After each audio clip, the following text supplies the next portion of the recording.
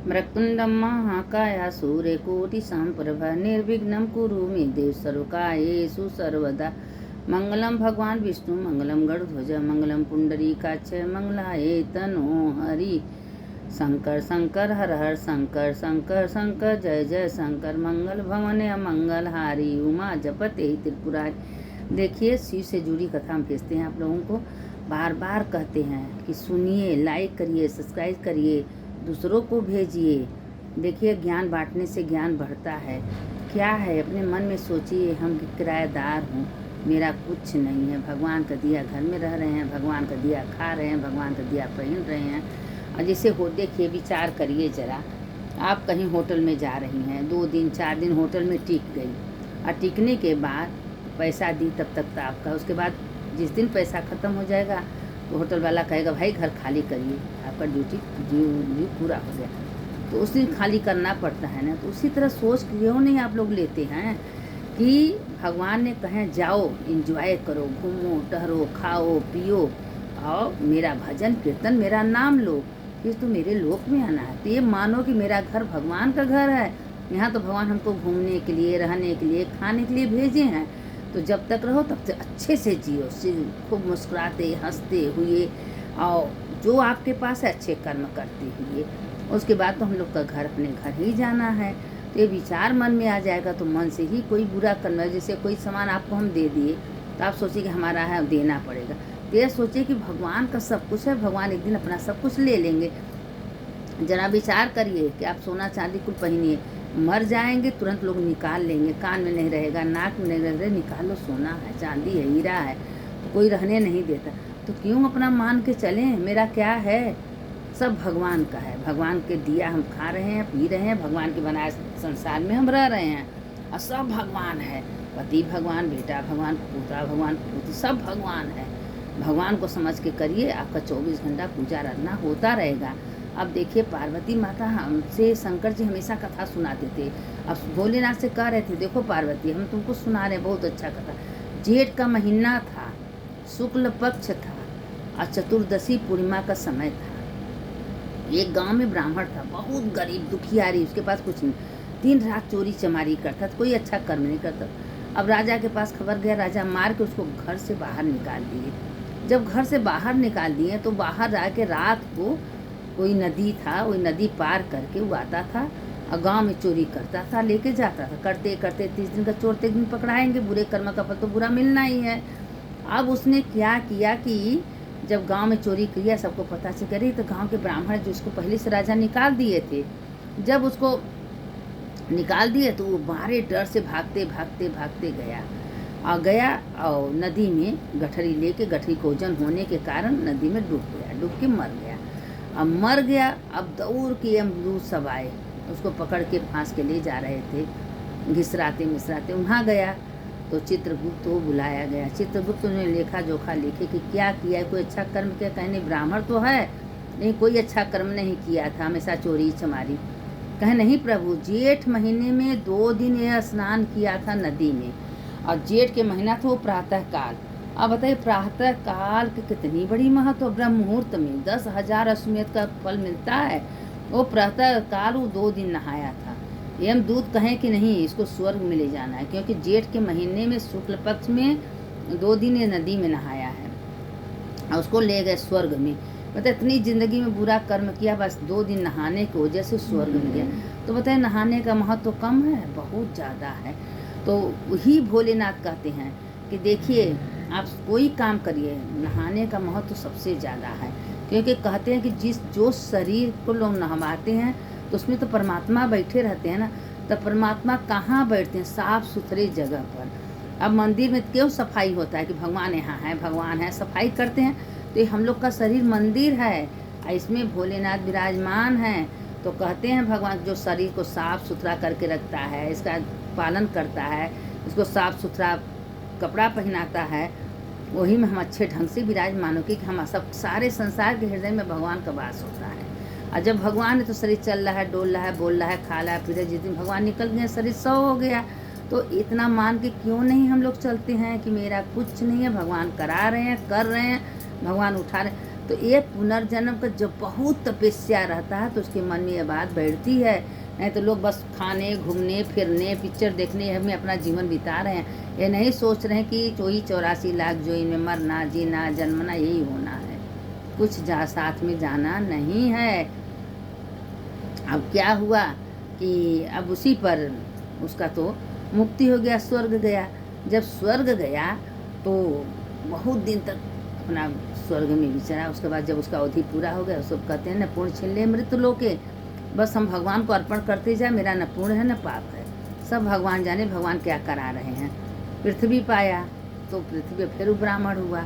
ब्राह्मण हुआ तो उसको शादी ब्याह किया तो उसमें थोड़ा सा उसके पास धन दौलत था, तो उसको 4 बेटे 4 बहू थी।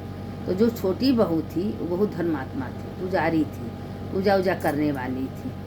जब पूजा कर रही थी, अपने घर में तुलसी का पेड़ लगाई थी, तुलसी का पूजा कर रही थी। और तीनों बहुओं को बाल बच्चा था, उसको बाल बच्चा तो तीनों जो है उसको ताना मेना मारती थी, उसको कोई फर्क नहीं पड़ता था। सवेरे उठती थी, नहाती धोती, तुलसी माता को दीप दान करती थी, पूजा करती, उसके आंगन में तुलसी थी। तो वो एक दिन उसके जेठानी के लड़के बहुत बीमार पड़ गए, तो कहे दीदी ये तुलसी का पत्ती उसको खिलाइए, काढ़ा बना के, वो ठीक हो जाएगा। कहे चलो हम अपने अच्छे डॉक्टर से दिखाएंगे, डॉक्टर को दवाई करे, तुलसी की पत्ती क्या होगा। उसको श्रद्धा नहीं थी, विश्वास नहीं था। वह गया डॉक्टर से, बहुत बहुत दवाई दर्पण की, नहीं ठीक हुआ। लेकिन वो नहीं मानी, क्योंकि धर्मात्मा थी, उसके मन में सबके प्रति प्रेम था। वह जबरदस्ती तुलसी का पत्ती ले गई, तोड़ तोड़ के उसके मुँह में डाल दी। और डालने के बाद धीरे धीरे धीरे कभर में डाल भाई। डॉक्टर कहेंगे अरे गजब भाई, कौन ऐसा दवाई है कि ये तो आराम होने लगा, नहीं तो हम तो भाई नहीं सोचे थे इसको आराम हुआ। उसी तरह करते करते अब जो जेठानी उसको बुरा मानती थी उसके चरण मिल गए। अब तुलसी जी का इतना मतलब पूजा वो करती थी भगवान के, देवी माता के कृपा से। उसी समय उसके चक्कर आने लगे। डॉक्टर को दिखाएगा, डॉक्टर कहे तो माँ बनने वाली है। अब तुलसी माँ की कृपा देखी और उसको जुड़वा 2 बेटा हुआ। अब पूरा बढ़ावा हुआ, सारे गांव सब खुशी से झूमने लगा। लेकिन सबको यही औषधि बताती थी, तुलसी जी के पत्ती खाने के लिए, तुलसी जी का काढ़ा पीने के लिए, और उसी से बड़े बड़े रोग ठीक हो जाते थे। तो एक दिन राजा को पता चला कि उसका लड़का, छोटा लड़का बहुत बीमार है, बहुत दवा दर्पण सब करके हार गए, लेकिन उसको आराम नहीं हुआ। तो उसके मंत्री कहें कि ऐसा है कि इसको आराम नहीं हो रहा है, गाँव में एक ब्राह्मण की पत्नी है, बहुत अच्छी है, बहुत संस्कारी है, उसको हम ले आए। तो राजा कहें कि नेकी करे, पूछ जाइए ले आइए।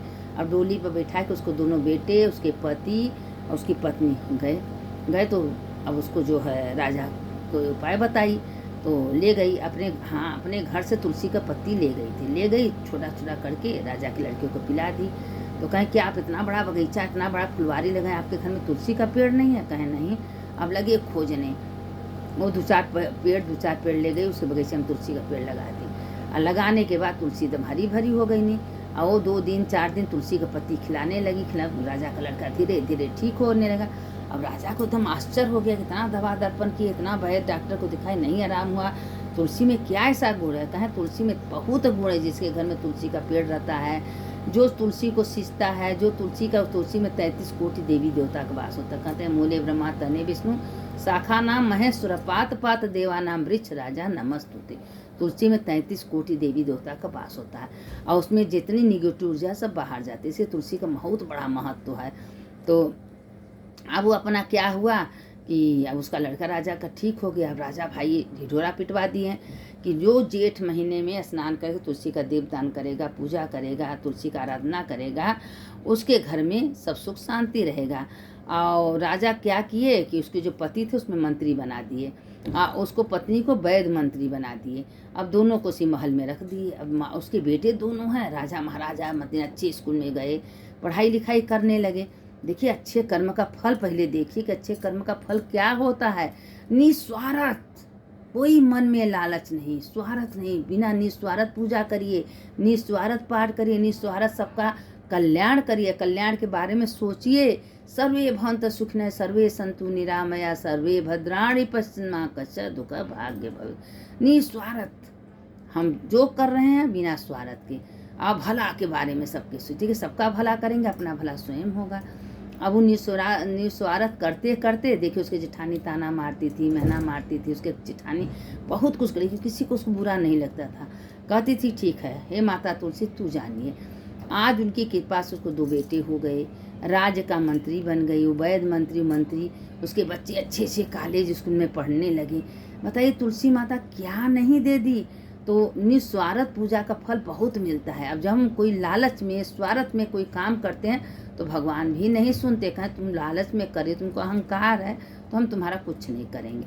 अब तुम भगवान पर छोड़ दो, ये जीवन का भार प्रभु तुम्हारे हाथों में है, जैसे जिस रूप में आप रखेंगे उस रूप में हम रहेंगे।